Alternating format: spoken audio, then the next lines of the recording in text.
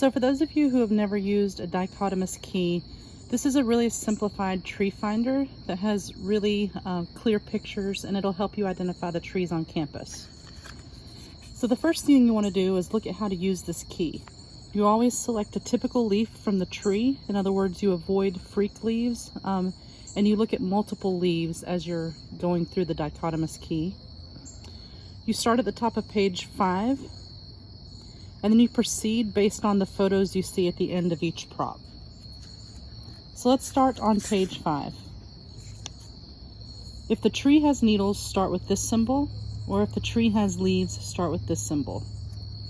This is the tree we're going to be looking at today. As you see, it has leaves and not needles. So we're going to go to page 14 to this symbol. So we start at this symbol. If the leaves or buds grow opposite, we're going to go below to this symbol. If the leaves or buds grow alternately, we're going to go to page 21. Let's take a look at this tree.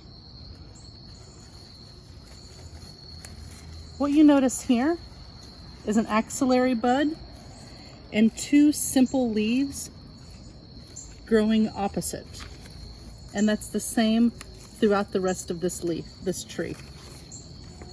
So we will go opposite and below to this image. If the leaves are compound, we would go below to this image, or if they're simple, not composed of leaflets, we go to page 18 to a separate image. As we see, these leaves are simple, they are not compound. From each node where an axillary bud is, we have a single petiole and 1 single leaf made up of a flattened blade. So we will go to page 18.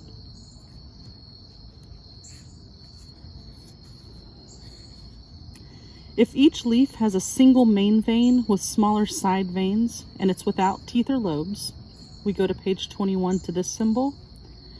If each leaf has 3 to 7 main veins radiating from one point and is lobed, we go below to the maples.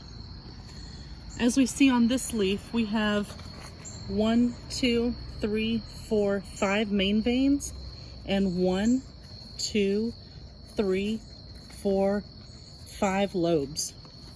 So if we come back to our dichotomous key, if each leaf has 3 to 7 main veins and is lobed, we go below to the maples. If the notches between the lobes are V-shaped, either broad or narrow, we go below, or if the notches are U-shaped, we go to page 22. When I look at this, I see U-shaped sinuses, U-shaped notches, not V's. And we can look at several leaves to double check that that's what we're seeing. Sometimes you need to spread the leaves out.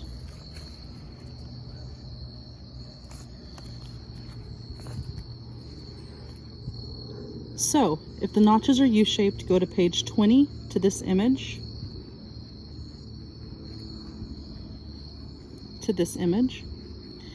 Now I have 2 more prompts. If the leaf stem shows a milky juice when broken, the leaf is usually wider than it is long, and the base of the leaf is not curving, it is a Norway maple.